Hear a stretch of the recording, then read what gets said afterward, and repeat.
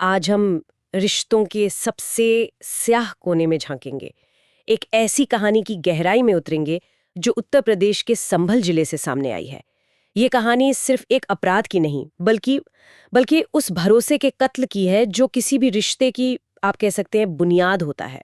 और ये कहानी इसलिए भी बहुत परेशान करती है क्योंकि इसमें आवेश या गुस्सा कम और एक ठंडे दिमाग से की गई प्लानिंग वो ज्यादा नजर आती है। हमारे हाथ जो स्रोत लगे हैं वो एक क्राइम पॉडकास्ट की स्क्रिप्ट है और ये इस घटना की परतों को बहुत बारीकी से खोलती है। सोचिए, एक पति की हत्या होती है, शक की सुई सीधे पत्नी और उसके प्रेमियों पर जाती है, लेकिन मामला तब एक बिल्कुल अलग, एक खौफनाक स्तर पर पहुंच जाता है जब पता चलता है कि सबूत मिटाने के लिए, शव के टुकड़े करने के लिए ग्राइंडर मशीन का इस्तेमाल किया गया। अविश्वसनीय। आज हम सिर्फ ये नहीं समझेंगे कि क्या हुआ, बल्कि ये भी जानने की कोशिश करेंगे कि कैसे एक साधारण सी गुमशुदगी की रिपोर्ट एक ऐसे नृशंस हत्याकांड के खुलासे तक पहुंची जिसने सबको सन्न कर दिया। बिल्कुल। और हमारी पड़ताल इसी पर फोकस करेगी कि पुलिस के हाथ पहला सुराग लगा कैसे, हत्यारों ने ऐसी कौन सी गलती की जो उन्हें सलाखों के पीछे ले गई, और सबसे बढ़कर वो एक गवाही कौन सी थी जिसने इस पूरे केस की दिशा ही बदल दी। हाँ, स्रोत में मेरठ के एक चर्चित हत्याकांड से भी इसकी तुलना की गई है। हम उस पैटर्न को भी समझने की कोशिश करेंगे। तो चलिए कहानी को बिल्कुल शुरुआत से पकड़ते हैं। तारीख थी 15 दिसंबर 2025। संभाल के चंदौसी इलाके में ईदगाह के पास एक नाले की सफाई हो रही थी और तभी कुछ पॉलिथिन बैग्स मिलते हैं। पहली नजर में तो वो कचरे के बैग्स ही लगते हैं। हाँ, बिल्कुल आम कचरे की तरह।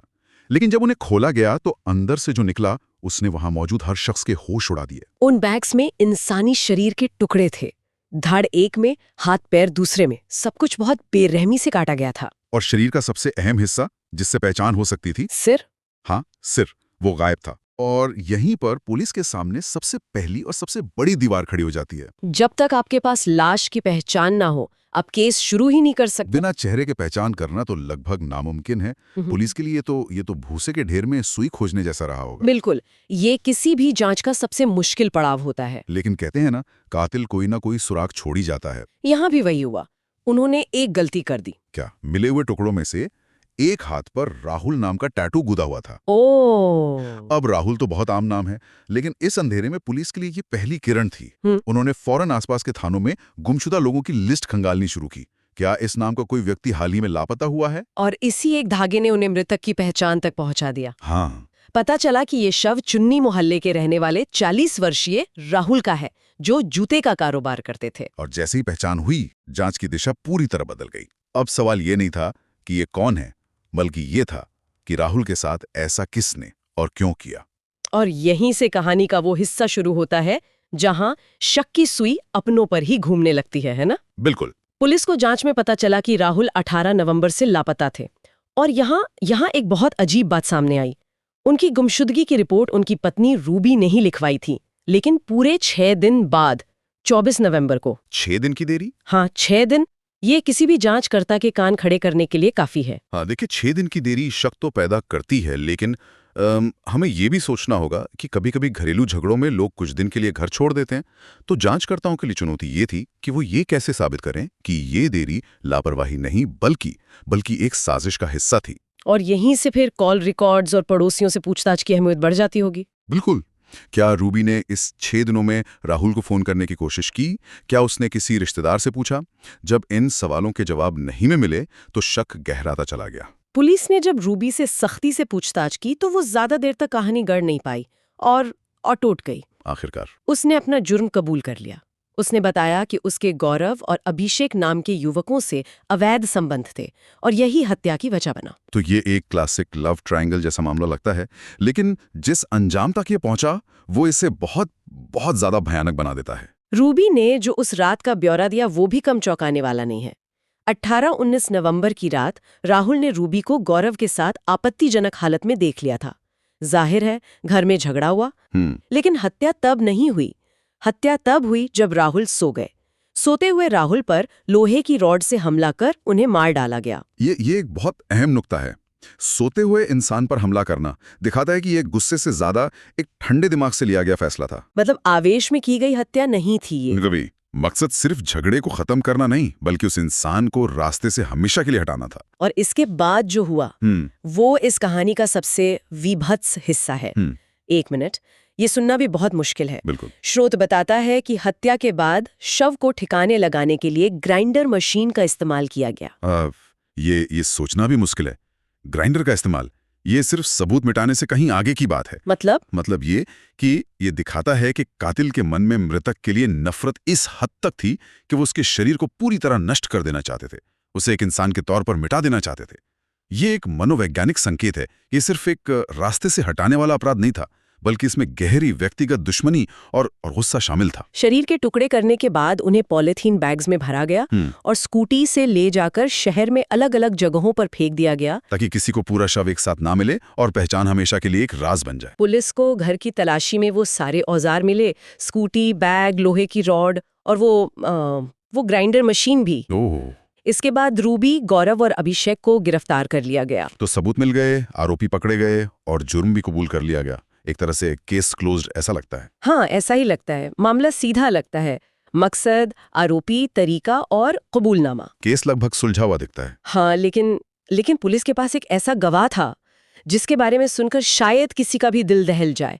इस कहानी का एक और पहलू है जो इसे सिर्फ एक और अपराध की खबर से कहीं ज्यादा बना देता है। और ये वो हिस्सा है जो दिखाता है कि ऐसे अपराधों का सबसे गहरा और कभी ना भरने वाला जख्म बच्चों पर लगता है। वे सिर्फ एक घटना के गवाह नहीं बनते, उनका पूरा जीवन, उनका विश्वास, सब कुछ एक पल में बिखर जाता है। राहुल और रूबी के 2 बच्चे थे, एक 12 साल का बेटा और एक 10 साल की बेटी।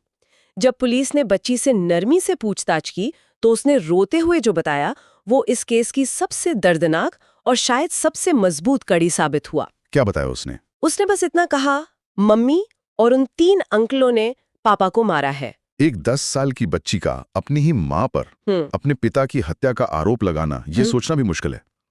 कानूनी तौर पर एक बच्चे की गवाही बहुत सावधानी से ली जाती है, क्योंकि ये सवाल उठता है कि कहीं बच्चे को सिखाया पढ़ाया तो नहीं गया। लेकिन इस केस में बच्ची ने जो डिटेल्स दी वो किसी के सिखाने पढ़ाने का नतीजा नहीं हो सकती थी। बिल्कुल। उसने बताया कि जब पापा घर पर नहीं होते थे तो गौरव, सौरभ और अभिषेक नाम के अंकल घर आते थे।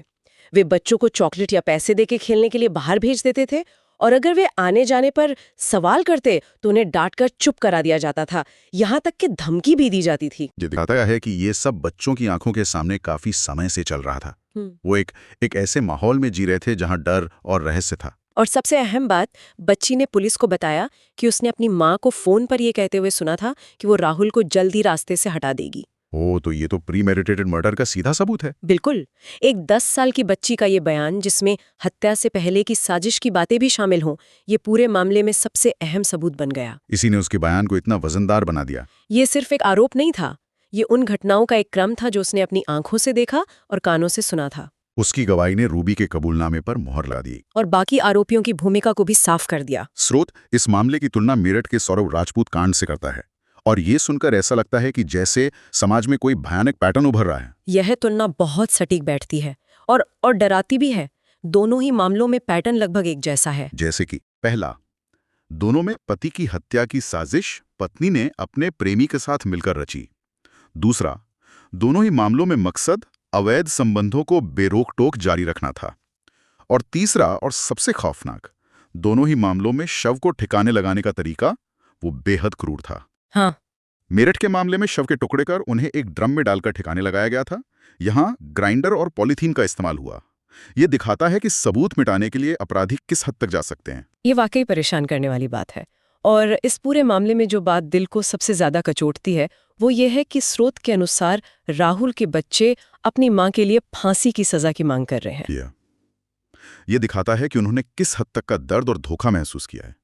एक बच्चा अपनी मां के लिए ऐसी सजा की मांग करे, इसका मतलब है कि उनके लिए वो रिश्ता वो उसी दिन खत्म हो गया था जिस दिन उनके पिता की हत्या हुई। ये एक बहुत ही गंभीर सामाजिक सवाल भी खड़ा करता है। बिल्कुल। हम अक्सर अपराध और अपराधी पर ध्यान देते हैं, लेकिन ये घटनाएं उस सामाजिक ताने बाने पर भी सवाल उठाती हैं जिसमें हम रहते हैं। रिश्ते इतने खोखले क्यों हो रहे हैं कि उनमें संवाद की जगह साजिश और विश्वास की जगह विश्वासघात ले रहा है। तो संभल की ये कहानी एक सोची समझी साजिश, बेरहम हत्या और एक टूटे हुए परिवार की दास्तां है। मुख्य आरोपी रूबी, गौरव और अभिषेक गिरफ्तार हो चुके हैं, उन्होंने जुर्म कबूल कर लिया है और पुलिस अब बाकी सुरागों जैसे कि राहुल के सिर को खोजने और कड़ियों को जोड़ने में लगी है। ये मामला अपने पीछे कई गहरे सवाल छोड़ जाता है। हम अक्सर अपराध के तरीके पर अटक जाते हैं, जैसे ग्राइंडर का इस्तेमाल, या मकसद पर, जैसे अवैध संबंध। लेकिन विचार करने योग्य बात यह है कि एक परिवार के भीतर भरोसे का पतन इस स्तर तक कैसे पहुंचता है। ये एक दिन में नहीं होता। सही बात है। इसके पीछे महीनों या शायद सालों की कड़वाहट, धोखा और संवादहीनता की कहानी होती है, जो आखिरकार इतने विस्फोटक अंत तक पहुंचती है। और शायद सबसे बड़ा सवाल उन बच्चों से जुड़ा है जो इस पूरी त्रासदी के मूक गवाह बने। बिल्कुल। उन बच्चों के भविष्य का क्या होगा जिन्हें अपनी ही मां के अपराध का गवाह बनना पड़ा। ये ट्रॉमा या आघात उन्हें जीवन भर कैसे प्रभावित करेगा, ये इस कहानी का सबसे अनुत्तरित और भयावह पहलू है। कानून शायद दोषियों को सजा दे देगा, केस भी बंद हो जाएगा, लेकिन उन बच्चों के मन पर लगे जख्मों का क्या होगा? वो फिर कभी किसी रिश्ते पर, खासकर सबसे करीबी रिश्ते पर कैसे भरोसा कर पाएंगे? इसका जवाब किसी कानून की किताब में नहीं है।